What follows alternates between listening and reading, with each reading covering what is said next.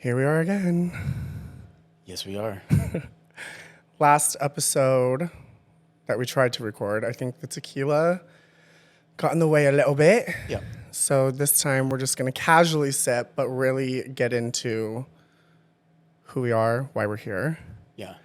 I should probably take over this time, though, because Probably. this is your show, and people want to know about you. So, God, I hate talking about myself. so why are we doing this? Yeah, I mean, this has been an idea for a long time. I actually was going to start it by myself, and we were just like talking in Mom's backyard, and I was, to my surprise, you were actually down to do it, and you made a lot of good points, you know? I need someone to bounce my humor off of, and Somebody to keep you in line. yes, A little bit. exactly. But I think we have such a unique family dynamic, and we have some stories to tell, and I think we should tell them. And we're opposites. Like the definition of There's some similarities, but I'm Well, the oldest. You're the youngest. oldest, youngest, Bookend Bros, hence Right. the name, which actually some people I had to explain that to. They never heard the term. Like, oh, Bookend? these are my bookends. You know, like if Mom said, like, my bookends. Yeah. Well, Oldest- they probably don't read then. I mean, that could be it. I don't know. Some of them are my friends. Sorry about that. You guys read. I'm sure you read. Yeah, Bookend Bros, literally polar opposites. And I also think it's just really good representation that someone like me and someone like you can exist in this world and love each other. Oh, absolutely. Absolutely. So what kind of like topics do you think you want to cover? Oh my goodness. I mean, anything and everything. Today, I feel like we just need to get into, well, I guess I'm the one talking. What shapes the experiences that have like shaped me, why I'm so fucking funny, True. stuff like that. But down the road, I mean, I don't want to give our episode guide away, Right, but right, it's going to be some interesting topics of basically a perspective swap. Pop culture and stuff, probably. Some pop culture, some like probably nitty gritty topics that may ruffle some feathers, but Okay. we're here to ruffle them. Okay. And you can ruffle feathers and still like hug and love each other Right. at the end of the day. Right. So That's important. Yeah, absolutely. All right. So this is going to be different than the last one. Obviously, we barely made it through the last one. So we want to talk about what the show is going to be about, but maybe a good place to start would be to kind of explain the family dynamic, just so kind of people know who we are, you know, Where in we come relation to the family, that from. sort of thing. Yeah. So why don't you tell a little bit about our family dynamic and Yeah, so I'm the youngest of 5 boys. You're the oldest of 5 boys. We all share a wonderful mother. right? And we also, there's 5 of us and there's 4 dads. And so there's a lot of different personalities. From my perspective, I have 4 very macho older brothers. My dad used to play in the NFL. Right. And so it was very interesting being born and figuring out who I was in relation to, like, how the fuck do I fit into this family? Right. How will I? And we've talked about it a little bit. Little bit. And I think we can talk about like the different dads thing at some point. But Yeah. I think maybe the important question would be, at what point did you realize that you were different maybe than your older brothers? I mean, I think at a really, really young age, I knew I was different, but it was also kind of tricky because we're all so spread out in age. Well, Right. compared to me, you're 18 years older than me. And so when I was growing up, the only brother I really did have in the house was RJ. Right. And even he was like in and out because he'd go to his dad's house. And so Well, and what's the age difference with you guys? we're 8 years apart. Okay, so Yeah. still kind of a Still kind of big big, gap. yeah. Yeah, I mean, like we weren't like hanging out and like, same group of friends. yet. Yeah. And so it was interesting because I remember you guys were living in SoCal, you, Aaron, Yep. with your significant others. And like you guys would come home for the holidays and I'd be like, how do I act around them? Like, it was like a weird, like, I know these are my brothers, but like, Because we were around when you were really young, yes. right? Because But there was a certain point, probably like at a pivotal age too, where Laura and I moved down to Long Beach. Aaron and Diamond followed maybe a year or two after we did. So do you remember like what age you were or what like grade you were in at that point? No, Was it middle school yet?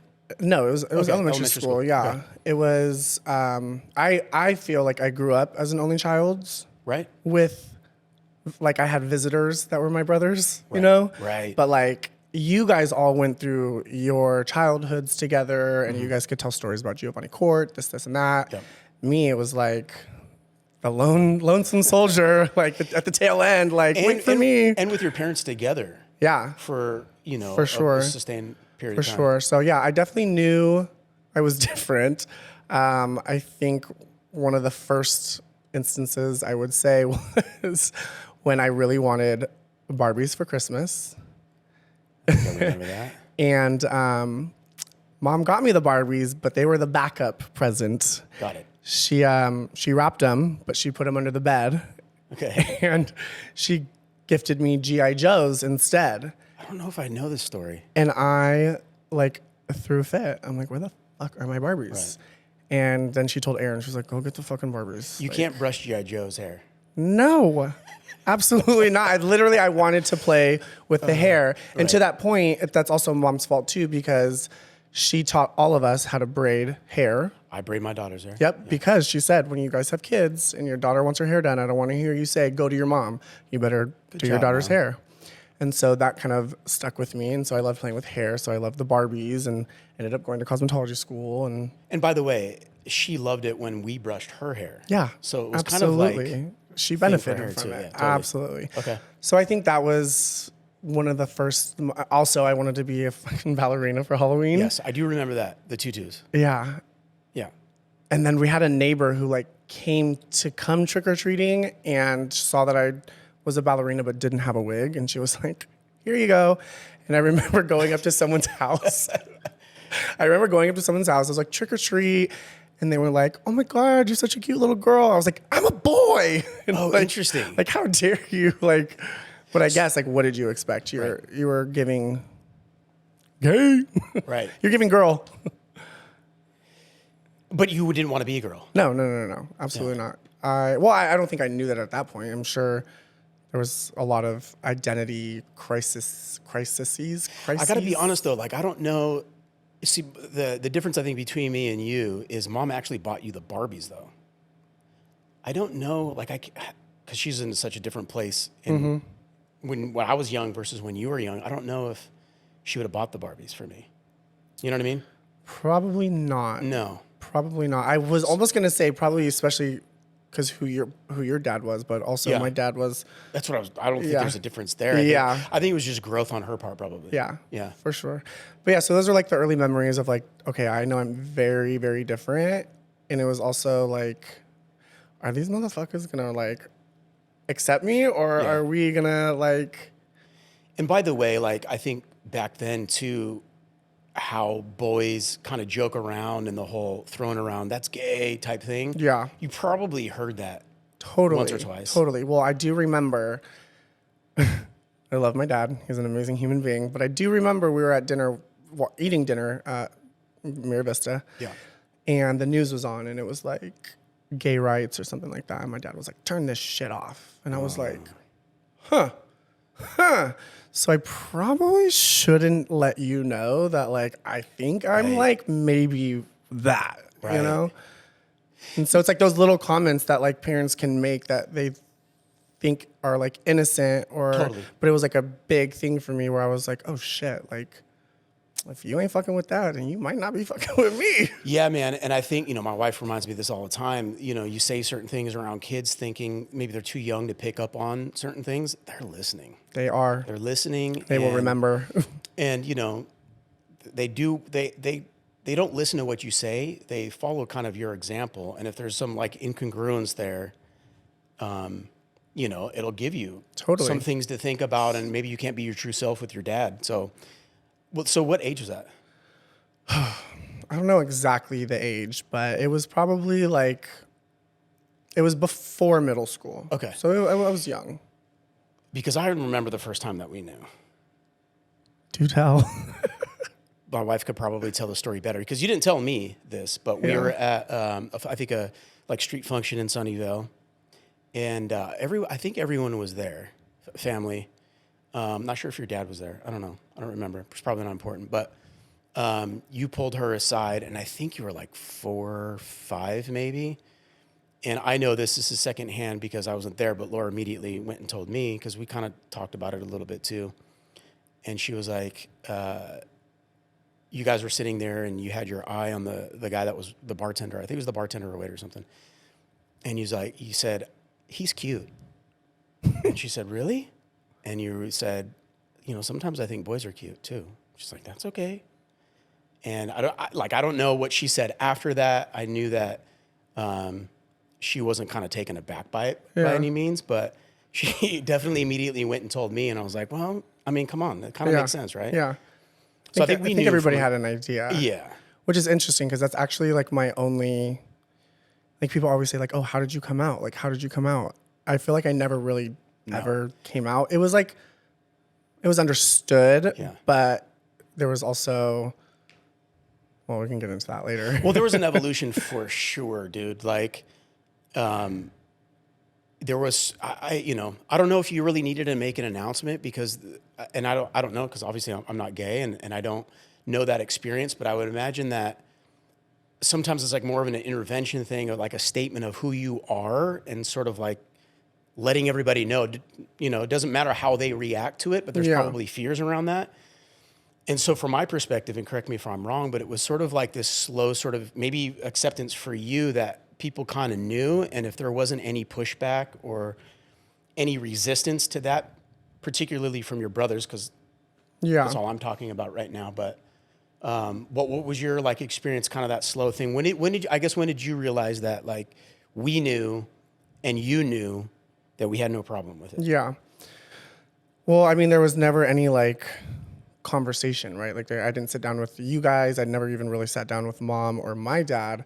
I think it was mom and my dad were in like the heat of their, I don't know what divorce it was, but it was the final one. Okay. And I was in therapy and was just casually like talking to my therapist about, things that I used to do with a neighbor as a child. Okay.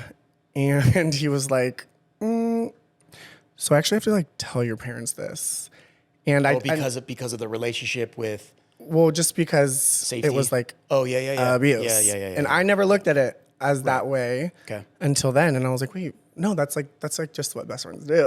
Like I'm just, and he was like, no, that's actually not. Right. And I told him about an encounter that I had had with somebody who was older, aside from the neighbor. Okay. And he was like, I also have to tell your parents about that too. And so I remember I was in middle school because I had gotten out of school and Piedmont. Yep. We'd go to the library afterwards and we lived right around the corner. So everybody knew when they saw the Escalade coming by, there's Eric's mom and dad. And I remember they're like waved out the window, like, we're going to go see Darren. And I was like, good fucking luck, because you have no idea. I knew that I knew that was the conversation that was going to take place, and I was like, "Fuck, do I even want to go home tonight?" Right. Like, and so he kind of like came out for me on my behalf, which is kind of like weird. So the dynamic is for you. You don't think an essay had taken place until I was talking with him, and at that point in the realization. First of all, what a horrible like way to like discover that. I guess it's probably the best scenario, right? You're with a therapist. But like all things considered, when we're asking about like how you knew, how it came up to the parents, probably not the ideal way for that to come up. No, That's definitely. Probably an understatement. And it's like I don't know. I feel like he could have either like included me, or there could have been other ways where like you didn't take the control away from my situation. Maybe giving you the opportunity to have that conversation with them first. Yeah. I don't know. But that's essentially how I came out. And I knew that after that, I'm sure, then mom shared with you guys what happened. And at that point I knew everybody knew. And it was kind of the like elephant in the room that we didn't really talk about. Yeah. But then shortly after that, I got shipped off to the wilderness. Yeah. And I remember that like it was yesterday. We we had a little going away party for me. Could we just pause really quick? So what was the reasoning that was given for you to go to that camp?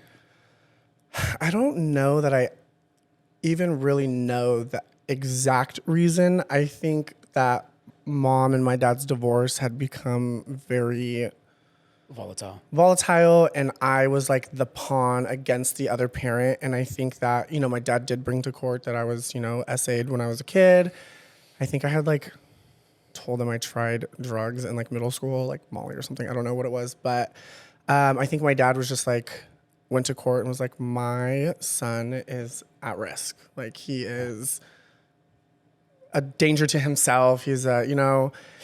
Do you agree? Like looking back on it now? No, absolutely not. Okay. Absolutely not. I think I was an adolescent teen who was trying to A, figure out how I fit into my own family, B, how I fit into the world, C, it was literally undiagnosed ADHD, like, Right. and very impulsive. Like I was so impulsive as a kid. I would do things without thinking and then be like, oh fuck, like I probably shouldn't have done that. Like no consequences were ever thought of before. Which is common. Yeah, totally. And so, yeah, no, I don't think that I think it was like more like cries for help, maybe. I don't know. It's just, I didn't feel close to my parents. I didn't feel close to my brothers. It was like a very like, well, it's me. It's me on my an own. island in so many different ways, like geographically from your brothers. Yeah.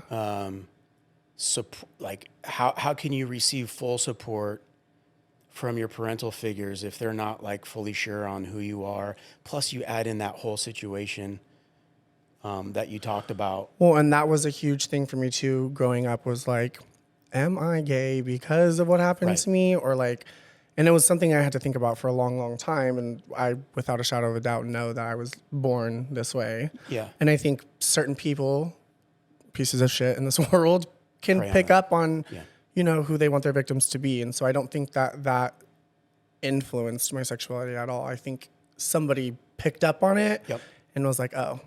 Took it predatory, right? So like, I know it's an interesting situation because your initial thought, listen, you're a young kid, so how are you supposed to know when you're being taken advantage of? But your first thought wasn't that that's what it was. No, I was like, oh, and this that is has what, to like, be so confusing for other people that experience that in your situation. And I think it's important that you make that distinction too on what your identity was your identity before that happened. Obviously, it probably complicated it to the 10th degree. 100%. And it gave you something to think about for a long time because I've even read stories about people attributing homosexuality to abuse, like solely. And it's obvious to me, knowing you, especially that conversation with Laura at that festival, that it was way before that. Yeah, no, definitely. I think it's it's the way we're born. People know they're straight when they're born, and people know they're gay. People know what they like, you know? And I think other people can pick up on what you like, and they take advantage of that. So, but in terms of like being sent away and stuff, I remember I sat down with this guy. His name was Steve Newton. I don't know what his like credentials were, but I talked to This is at the camp? No, this is before. Okay. So this is like, he works with family courts. I went to his office and I sat with him for probably like 15 minutes, and he drafted this like multi-page document of like, it's imperative that I be sent to this program, this, and this. And so he was the deciding factor of me getting sent away. Was he like an advocate from like the courts for you? Because I know they do that sometimes for the child. There's like an advocate. Maybe they think that they're advocating for me, but he was... somehow just like an arbitrator going, a third party saying, here's what needs to happen. I don't know if he had like a medical, like he's like a psychiatrist. I don't know. Okay. And where did your therapist factor into this at all? Oh yeah, he had written things to the court too. Okay. It was like my life on full display for everybody to know everything about me. And at that point, the court had now appointed me my own attorney because I was being sent away. Mom had to let go of her attorney. And yeah, I remember mom came home and she was like, so I have bad news. I'm like, what's up? She was like, you're going to go to this program. It's in Colorado. We're going to have a little going away party for you. And at that going away party, you know, the brothers were like, you know, we like looked up the place. The minimum stay is like 5 weeks. Just like look at it as a 5-week camping trip. And Well, I'm like, mom, I don't even like camping, but I know. sure. Is it glamping? Yeah, glamping. Like, I think mom preempted us, right? And my recollection of that is that she was kind of in and I don't want to speak for her obviously, but she was wrestling with it a lot. And so she reached out to us to not only be a support for you, but in a way sort of, I guess, like soften the edges of this whole idea. yeah. And I remember my personal feelings about it. I thought it was crazy. But I wasn't a parent at the time. I kind of voiced my opinion about it, but at that point, it was already decided. And so the best thing that we could do was support you in the best way we knew how. Yeah. At being that young of an age, you know, I was in my 20s, so I wasn't as young as you, obviously, but, and being encouraging. I think there was like no communication. That was the other thing, is like we couldn't check in on you. I think mom, you could write letters or something. Yeah. And you could every once in a like while, we got emails. updates of like with pictures and stuff. But Yeah. that was what was scary for me, is because it was like, we don't know what's going to happen to you out there. Yeah. Well, mom and my dad had to sign over like their rights as my parents to this place. What a wild concept. And their like normal routine is they have people come wake you up in the middle of the night, kidnap you, and take you to these places. And my mom, It's my mom too. pleaded and was like, look, like the kid's been through enough. Yeah. Like, let me take him. Right. I'll drop him off. No FBI raids in the middle of the night. Like, come on, dude. Yeah. Like, and waking me up in the middle of the night is dangerous already. And so the judge agreed. And so mom and RJ, our brother, we made a little trip out of it, went to New Mexico, and then ended up in Colorado. And I've never seen RJ cry. I'm gonna start crying. Never seen RJ cry before. And he definitely made that goodbye Yeah. a lot harder. Yeah. And so, But you knew, you know, we were emotionally invested in it. You're the baby brother too, right? And like, each one of us have gone through our own stuff too, but like, there's no way that you can protect somebody from that situation. yeah. And I think like it just added to like I have parents who know that I was sent away and they reach out to me and they're like, hey, you know, we're thinking about sending our kids away because like they're not listening. And I said, look, I'm not going to tell you what to do with your kids. I will tell you that I do think that I was sent to the wilderness to work on issues. And I think I left with new set of issues. Yeah. You know, I think, you know, I've like looked at my adult life and I'm like, do I have fucking abandonment issues? Like, and I think that being sent away, like I already felt pretty isolated in life. And I think like being sent away to the middle of fucking nowhere with complete strangers and forced to talk about like shit that I should be talking about with like people back that you trust home. and you love. Yeah, it's like this is kind of counteractive. The reason why I was against it is because, and I'm not gonna say who it is, but I have a good friend that happened to him in high school. Not for the same reasons, obviously, but just, you know, I think the parents didn't know what else to do. And he fucking hated it. So like, he's also the type of person that can kind of see some of the positives in things. So I guess you don't really have a choice in those experiences is if you can somehow pull out like a silver lining or how that grew you into the person that you are. And obviously you like who you are today. Yep. Is there anything that you can pull out of that's positive? Well, I mean, I think that experience shaped the like I'm good. Like yes, there's like the like underlying probably abandonment issues of like, you know, me and friends, like we end our friendship and I'm like, damn, like that, you know, like no, don't like act. And I feel like sometimes I self-sabotage because I'm like, no, we're gonna leave on my terms. Because you're not gonna abandon me. I'm gonna abandon you. Right. But I also think it gives me the underlying like I'm gonna be like at the end of the day I'm good. Like I don't need anybody. I have my family. Because you've been through an experience like that and being utterly alone with complete strangers, so you kind of know how dark it can get. Yeah. Right? Oh, and it got dark. I mean, I remember I showed up and I had to go do a physical. They took me to do my strip search, and they were kind of like, they were like, hey, so we know about, your abuse as a child. So we're going to try and make your strip search as comfortable for you as possible.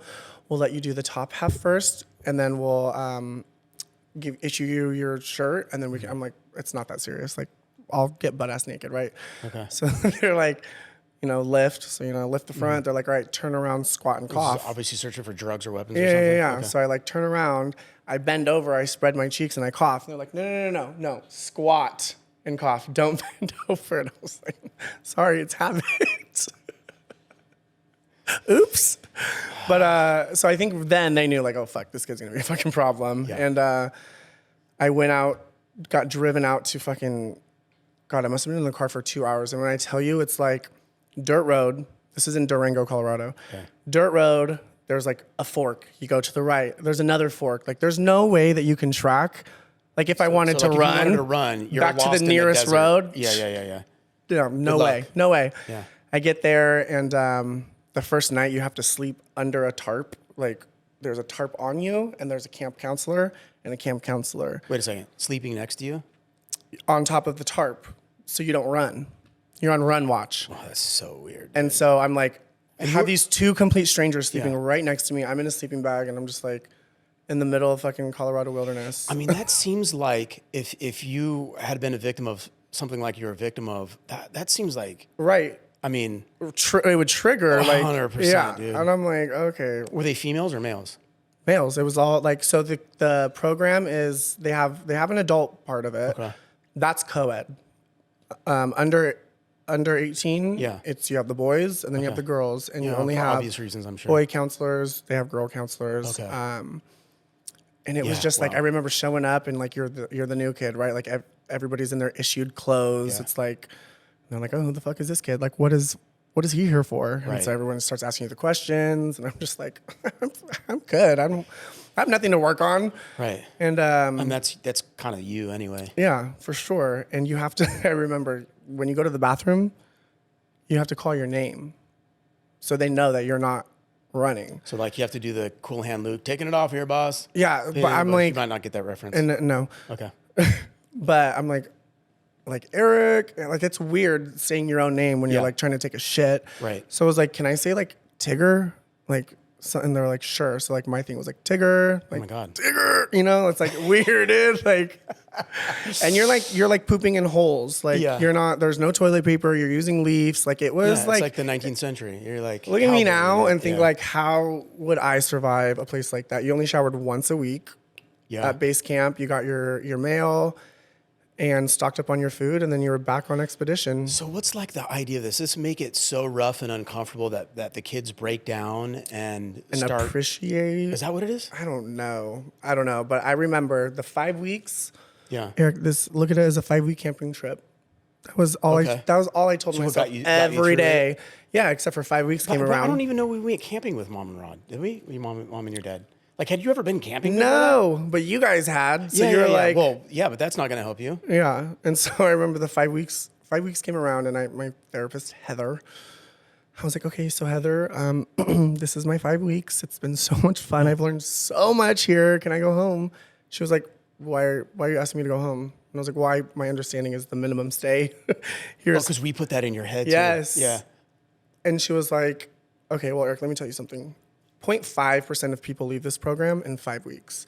And if they do, they're not going home. This is their punishment from being bad at another program. And their punishment is being sent to open sky wilderness. Wait, so for she 5 literally weeks. said punishment? Yes. Like, this is their punishment coming here. And I was like, okay, cool. So 5 weeks turned into like 3 months. And I just remember like people would come after me and they would leave before me. Yeah. I was like the OG. I'm like, let me know if you need anything. I'll fucking, I'm here when you, I'll be here when you leave. You're like the shot caller in this outdoor kids prison. Exactly. So, I know you so well though that like, I'm like, okay, so it's 5 weeks. stretched into 3 months, there's got to be obviously some like pattern behavior that you would have hacked like socially to be able to, and maybe this is how you kind of built your personality and knowing people so well. Like you read people really, really well. You can level with people really well. You find common ground super easily. Like at any point we were like, okay, there's a social hack here that I just haven't figured out on how I can get them to think that I'm ready to go home. Like did you ever think about that? Yes, and I think it was the longer I didn't talk about shit, Okay, that's the what it longer was. I was gonna be there. Yeah. I mean, we'd be at a fucking bonfire before mind you, we have to make our own sleeping arrangements. So we have 2 tarps. Mm-hmm. The one that was sleeping over me. Right. You make an A-line tent with that, and then the other For all tarp. those preppers out there, like the wilderness people. Yeah, and then you sleep on the other tarp, and you're literally like, you're in the middle of nowhere. We started our own fires for our food. Yeah. And if we were hiking and we came across like a dead cow, we would take the ankle bone out of the cow because that would be our top rock. Okay. For how we would start fires. And that's lovely. So we would start fires and we would like sit around the campfire. Yeah. Thank you. And everybody would be talking about like their shit, and I'm like, I'm good. Like, so that that's sucks. the other thing. So yeah, I was thinking of like complimentary, like you'd find a social way to hack this, but you're also incredibly stubborn. Mm-hmm. So you're like, you guys don't deserve to hear anything about me. Outlast all of you guys. Don't you have people to go home to? Yeah. I mean, like, God, you know that song? I heard there was a secret chord, David, the Hallelujah song. Oh yeah. So Jeff Buckley. Yeah, so I was like singing that song one night. We're like hoisting up the food, for bears. And Cohen originally, but yeah. This guy, Benjamin, comes up to me and he was like, Eric, do you mind not singing that song? And I'm like, oh, yeah. The camp counselor? No, he was another kid that was there. Okay. He was like, do you mind not singing that song? And I'm like, yeah, my bad, bro. He was like, yeah, that's the song they played at my dad's funeral after I saw him hanging in the garage. Oh my God. The kid found his dad. Yeah. And I was like, holy shit, like, how am I supposed to know that? But No, you're not. I'm like, oh, damn, okay, so like these people are like really talking about some real shit. So I just had to like suck it up. I was like, if I want to go home, I got to at least admit something's wrong with me. Totally. Now, was that like a trigger moment for you when you heard him? You're like, oh, some people have been through some shit here too. They're sharing it. Fuck it, let's just get it over with. I think it was also like, once you like got to know everybody, mind you, there's new people coming in constantly and people leaving, but like for a little while, you have your core group of like people that you know. And so like once we got to know each other, I was like, okay, I guess I can like let you guys know. But I also like wasn't ready to let them know that I was like gay either, Yeah. So it was like, because I'm like, don't be coming over here to this tent, motherfucker. Like, right. You stay over there. That's the other thing I was thinking about is like, obviously you have the camp counselors there, but if somebody has predatory instincts, you're dealing with kids with a lot of problems too. So like there's a potential for something crazy like that to happen. Totally. Yeah. So yeah, the 5 weeks turned into like roughly 3 months, maybe a little less. And dude, that's the place was like wanted to keep me there, but was like also fucking over me. I think they were also over me because of my mom and my dad. So because mom was like, no, he needs to come home out. Yeah. I remember that. Like we were doing a sweat lodge once, and my mom was like, my fucking son is not going in the fucking sweat lodge. Yeah. Like if I find out that he was in it, I still went in it, but because I wanted to do it. Yeah. I was like, fuck it, whatever, I'm going to do it. It's like a sauna? Yeah, but like times 10. Okay. It's like in a teepee with a fire inside? Yes, fire inside, and it's like people have died. People have died in sweat lodges. Yeah, because overheating. It's just overheating. And they're not being monitored. Anyways, so Monday and Tuesday you're at base camp. So when you get your mail, it's also you find out, hey, this is your last week. You're graduating next week. So you'll go on your expedition. Boom. Paul and Giannis, who came after me, got their graduation notice. I'm like, are you fucking kidding me? Like these bitches, like, okay, cool. So we go on our little expedition. We come back. Paul and Giannis go to graduation site. We go to take our one shower of the week, and I'm in the shower, hot water. I'm 3 minutes. We only get 3 minutes. I hear the walkie-talkie going off, and they come up. They're like, "Sherman, turn your water off." I'm like, "Bitch, fuck you. I got like 2 more minutes left, pimp. Like, chill." Right. He was like, "No, we need to talk to you." And I was like, "Well, this better fucking be good." So I like turn the water off. I like wrap my towel around me. I'm like, "What's up?" They're like, "You're graduating today." I'm like, "That's not even fucking funny. Like, I would have known last week if I was graduating today." And they were like, I'm like, "You're fucking with me." He was like, "No, your mom's here." And I was like, that's right. Mom went all the way out there. Dude, that's fucking right. Booked it. My fucking towel's falling off. I don't give a fuck. Went back to the campsite. Yeah. Packed my shit. Yeah. I remember what you ate because it was a big deal because you guys were eating like straight organic, but like Quinoa, yeah, powdered soy milk, like hippie food. agave, Totally. fucking Yeah. almond butter, Right. like fucking like we were. Yeah, it was rough. Yeah. And But she drove all the way out there, right? Because you drove back. Didn't you no, guys drive I'll back? get there. Okay, I'll get sorry. there. We had this whole graduation ceremony, and it's like they call it returning to the world of clocks because I didn't know what day it was, what time it was. I'm like, are we like you kind of have a rough idea because when you get your mail, Sundial the emails, territory. yeah, the emails have like a timestamp on it, but like I don't know when the fuck this was sent. Like, Right. so I'm like, fuck, what day is it? What month are we in? By the way, like, he can now read what day of time it is by the position of the sun in the sky. I actually can't, but I can start a fire still. And so they like blindfold us. You know, we're doing our little namaste ceremony. Haven't seen our parents yet, right? Yeah. They blindfold us and we have our hands on the person in front of us. And they walk us out. We have no idea where we're going.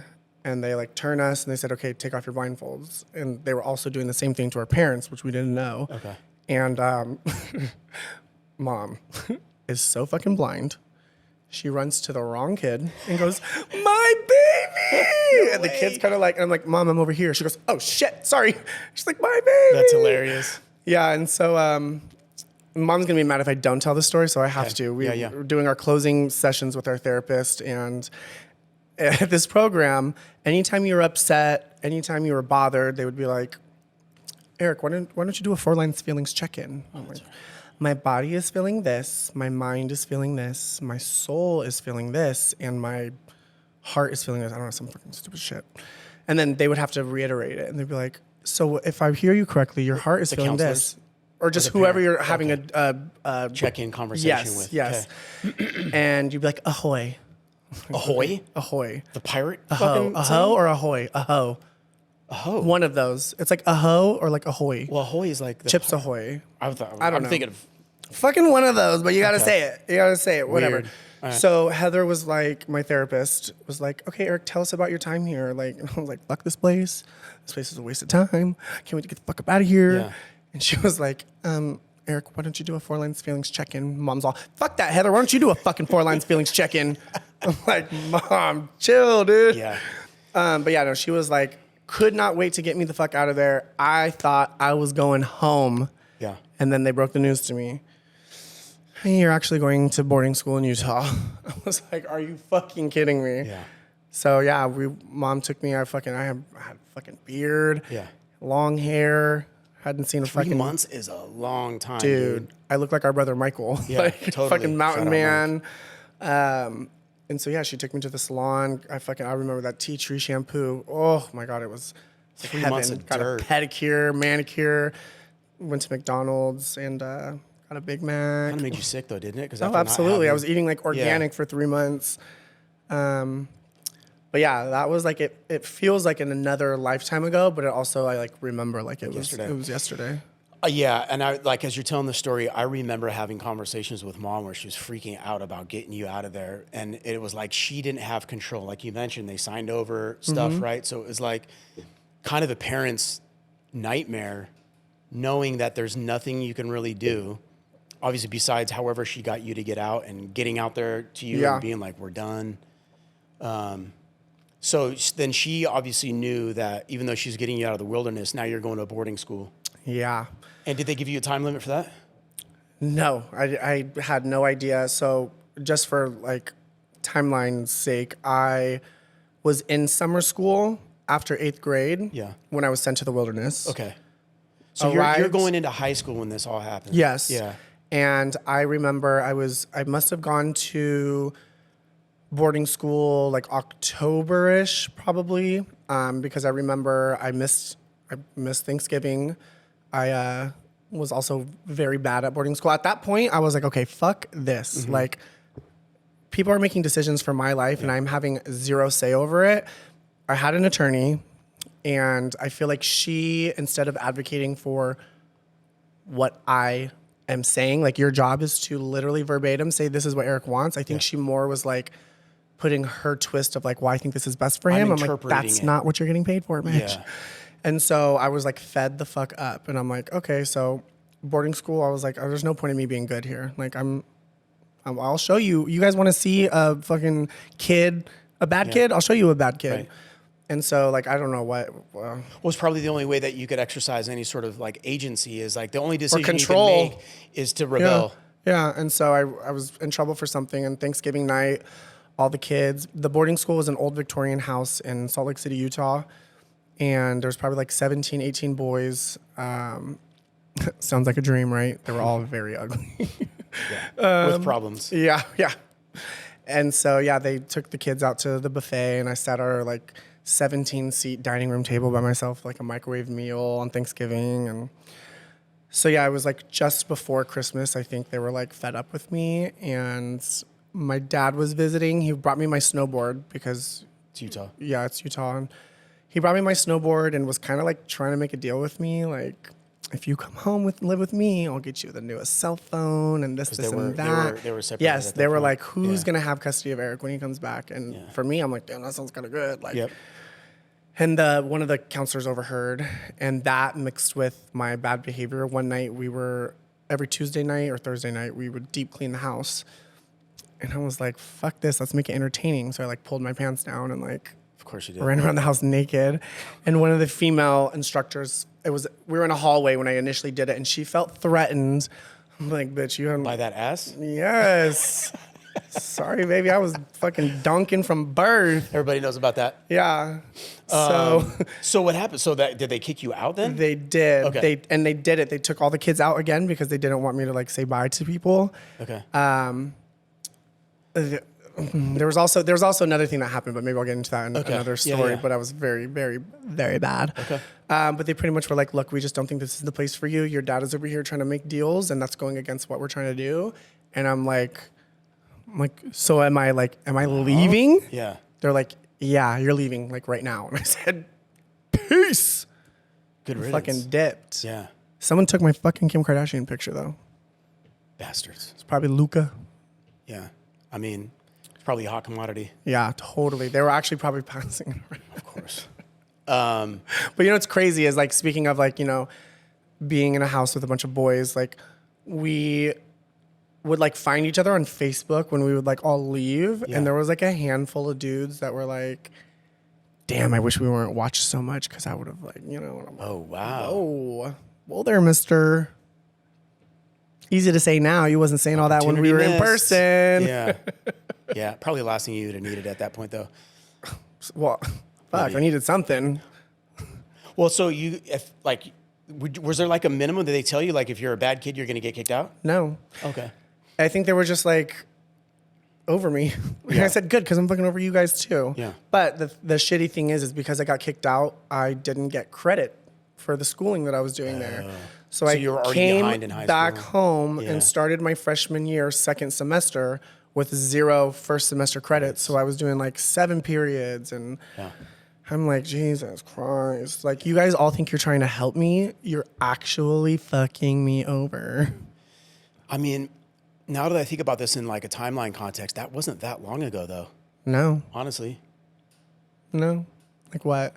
I graduated 10 years ago. Well, 11. Graduated high school. Barely graduated, but I did it. Got that paper. Dropped out for a little bit, came back and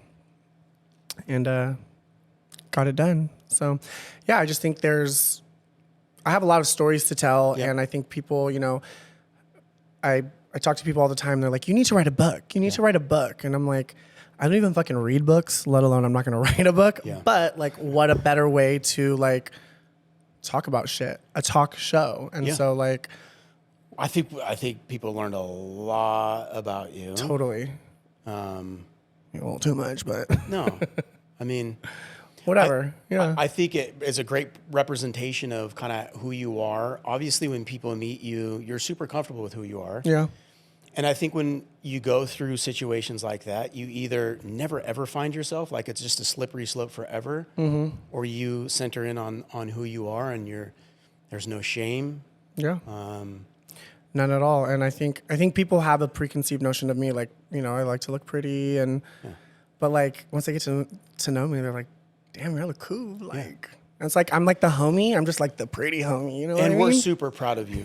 You went through something that none of us ever did. Yeah. And for you to come out as as cool as you have. Yeah. Is something to be No, proud of. I definitely, and I do have to say that if I didn't have, you know, the family that I did have, I don't really know if I would be here. You know, Yeah. there were some dark moments, but hey, we're here Yeah. and queer. Not, I am not him, but no. yeah. Anyways, I think that's a good place to end. Yeah. And we can Pick it up next time. pick it up next week. All right. I have a fun topic for next week. Good. You don't even know about it yet. I don't. But I'll get juicy. Alrighty. Cheers. Cheers. Huge shout out to Cardiff and Cocktails here in Campbell for letting us use this beautiful space to record our episodes. If you are looking to host your next private event, I would highly suggest you contact them and mention the Bookend Bros, and they will waive your venue fee. Let's go. Let's go.